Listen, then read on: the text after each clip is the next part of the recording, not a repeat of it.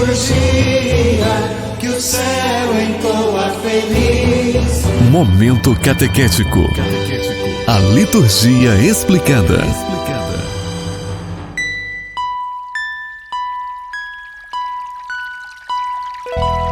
Meu irmão e minha irmã, minha saudação a você, estimado povo de Deus. A partir de agora, mais um momento catequético, a liturgia explicada. Fiquei impressionado com o número de pessoas agradecendo pelo momento catequético de quinta-feira passada. Esse momento catequético, a liturgia explicada, nesse horário, na 106 FM, foi uma iniciativa que fiz, uma ideia, mas sem garantia. Eu só comecei a fazer isso porque percebi que o nosso povo está retornando com a participação presencial nas celebrações, e esse povo que está retornando à igreja está carente, ferido. São as consequências da pandemia que machucaram demais a vida de fé do nosso povo. É muita gente com a fé abalada, pessoas desanimadas. E o ambiente da igreja acaba sendo refúgio e alento para muitos que buscam a Deus para restaurar a sua fé, para restabelecer a sua espiritualidade, para ter ânimo, para enfrentar tudo que ainda estamos enfrentando, já que a pandemia ainda não acabou. Por isso, esta liturgia explicada, as nossas celebrações litúrgicas explicadas para uma vez bem entendidas, melhor celebradas e que possa assim chegar aos corações de tantas pessoas que estão buscando a nossa igreja, a vida de celebração. Pois bem, algumas pessoas até sugerindo para falar e explicar tal coisa, mas comecei falando da celebração eucarística na quinta-feira passada, então vamos terminar primeiro essa explicação, tá certo? Formação é dar forma à espiritualidade e à vida do nosso povo, segundo a palavra de Deus dentro da Sagrada Liturgia. É preciso conhecer a palavra para depois anunciá-la. É preciso conhecer a liturgia para depois celebrá-la. A nossa celebração toda faz referência à Bíblia.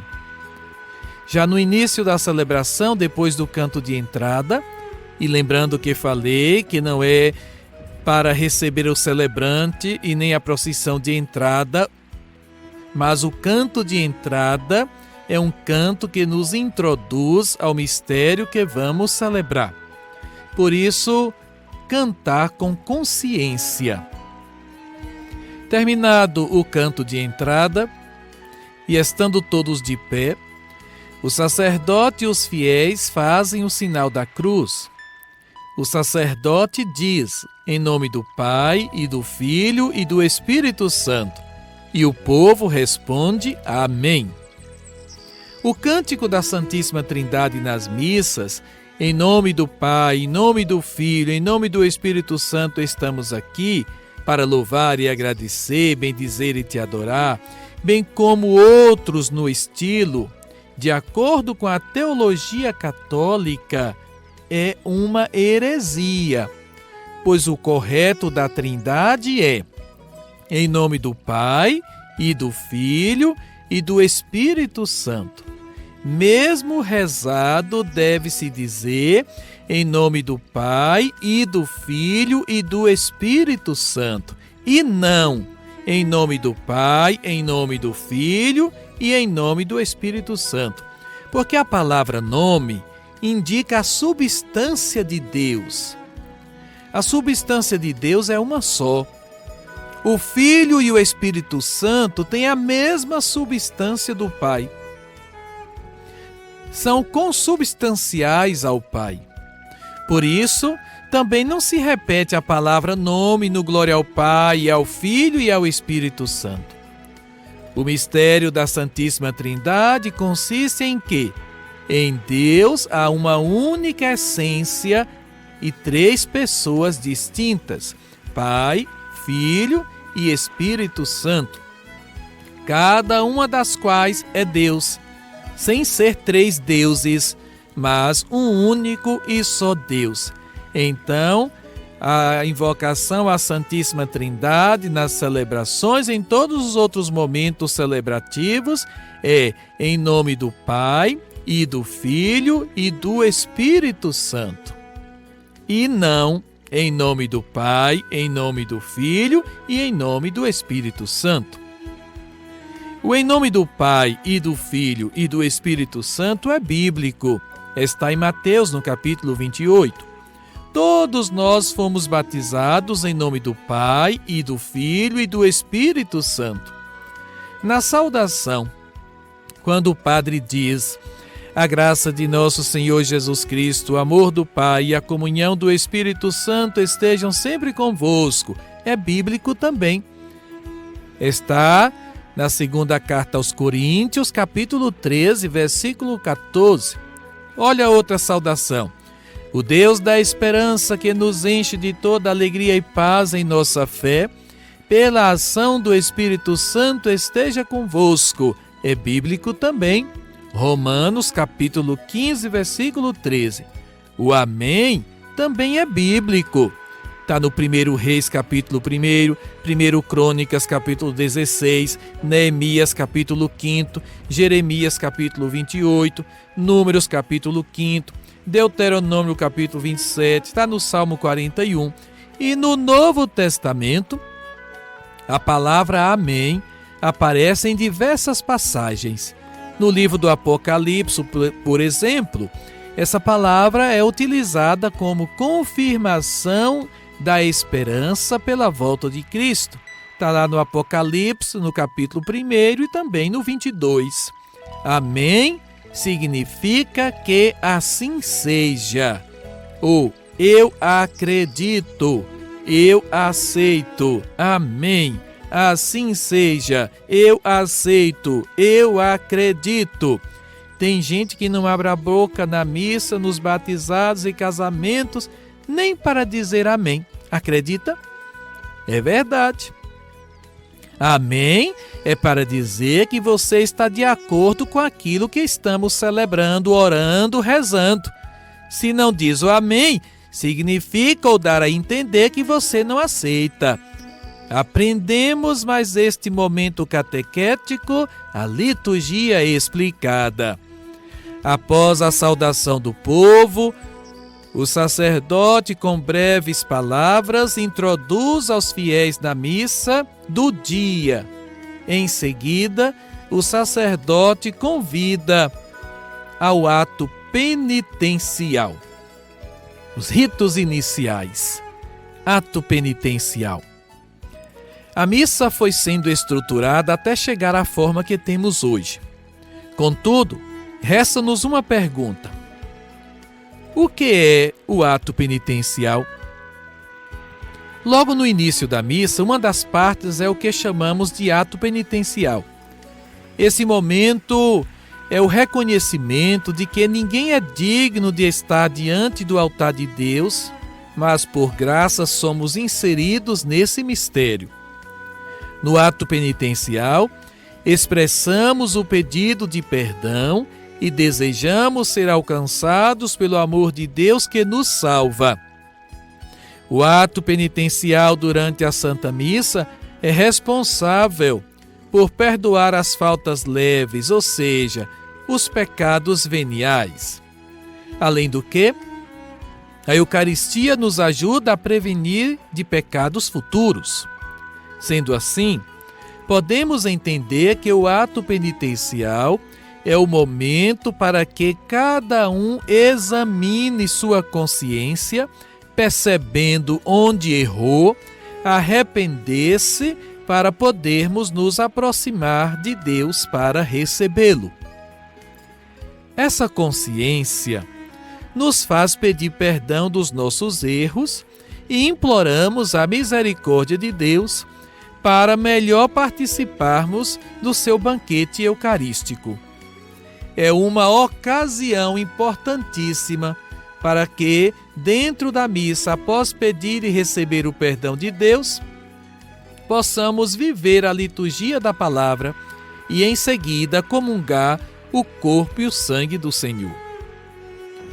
O ato penitencial da missa, presente também nas celebrações da palavra, do culto, quer ajudar a Assembleia reunida a, primeiro, louvar o Deus Santo e Misericordioso. Segundo, abrir-se à conversão pessoal e comunitária. Terceiro, reconhecer-se pecador, pecadora e necessitado, necessitada de purificação.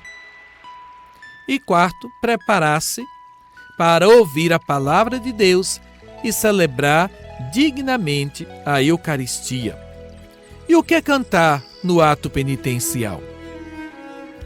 O ato penitencial pode ser rezado também. Tratando-se de um canto em que os fiéis aclamam o Senhor e imploram a sua misericórdia, é normalmente cantado por todos. O ato penitencial é cantado ou rezado de pé, participando dele o povo e o grupo de cantores. Toda a assembleia de pé. Todos são convidados pelo sacerdote a reverem suas faltas, permanecendo-se em silêncio por um tempo. Este canto é o próprio rito do ato penitencial e deve ser cantado ou rezado integralmente, ou seja, todo, devendo obrigatoriamente conter as frases: Senhor, tende piedade de nós, Cristo, tende piedade de nós, Senhor, tende piedade de nós. Caso contrário, o canto estará liturgicamente errado. No domingo de Ramos, pode ser substituído pela procissão. Na quarta-feira de cinzas, é substituído pela imposição das cinzas. E pode também ser substituído nas celebrações pela bênção e aspersão da água. O que cantar no ato penitencial? Temos tantas dicas e cantos no nosso livrinho Caminhando e Cantando.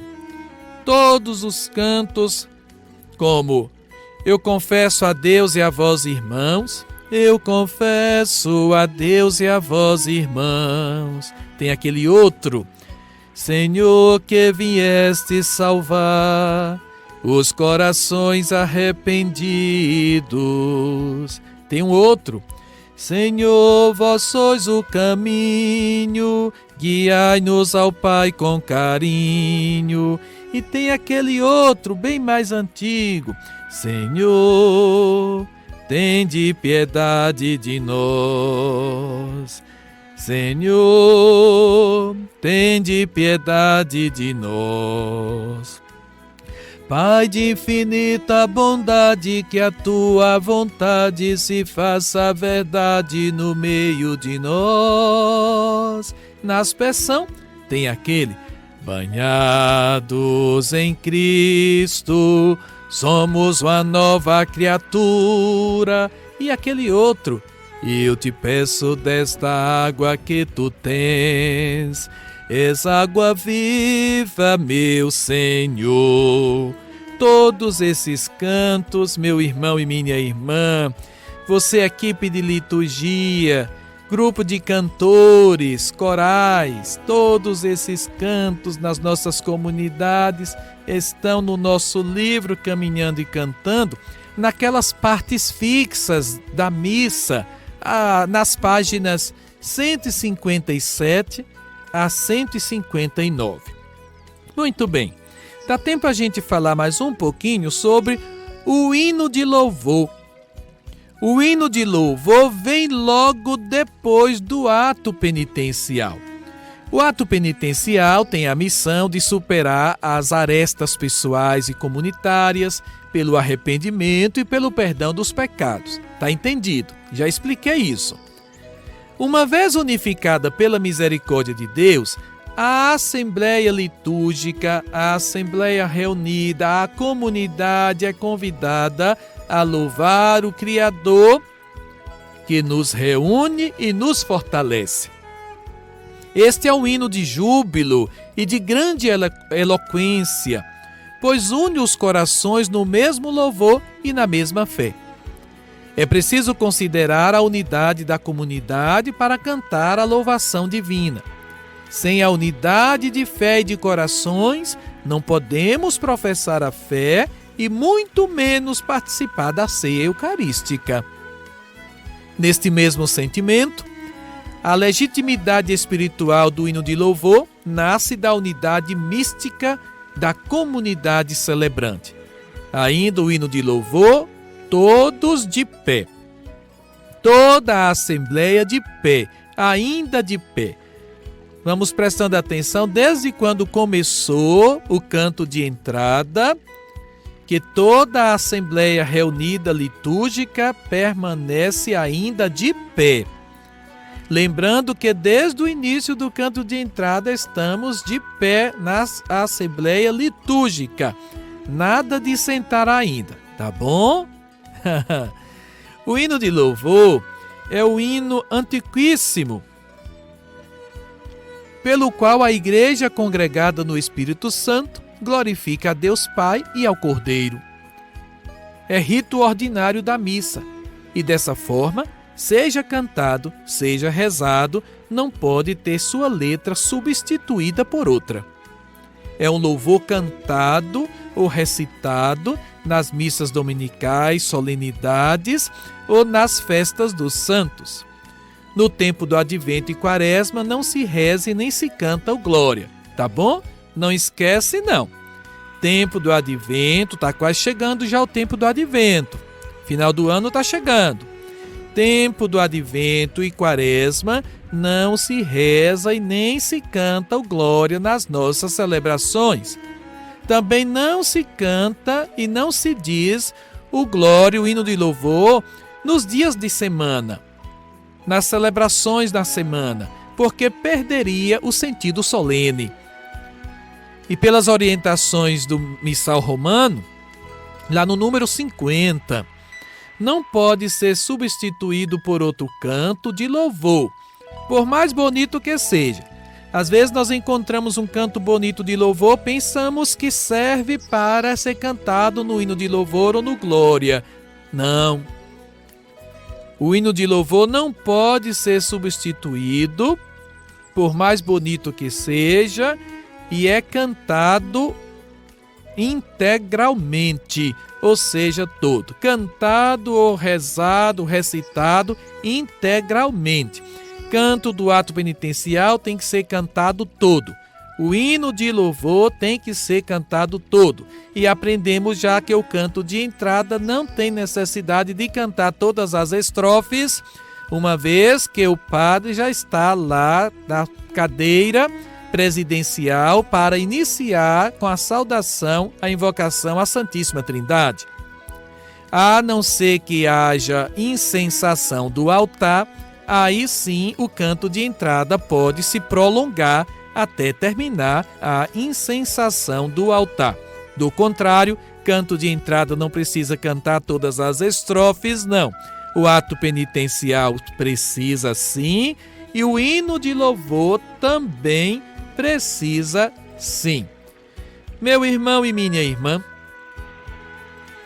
continuemos com o nosso momento catequético, a liturgia explicada, na próxima quinta-feira. Continuemos nos formando para que o nosso fazer litúrgico seja cada vez mais de acordo com a Sagrada Liturgia. E aquela mesma pergunta que continuo a fazer. Aprendemos um pouco mais hoje. E agora? O que vamos colocar em prática? Momento catequético, A liturgia explicada continua na próxima quinta-feira, nesse mesmo horário, pela Rádio 106 FM. Deus abençoe o serviço que você realiza em sua comunidade paroquial. Deus te abençoe. Deus te proteja. Deus te dê a paz. Em nome do Pai, e do Filho, e do Espírito Santo. Amém. Um forte abraço a todos. Tá na 106, tá muito bom! Muito bom!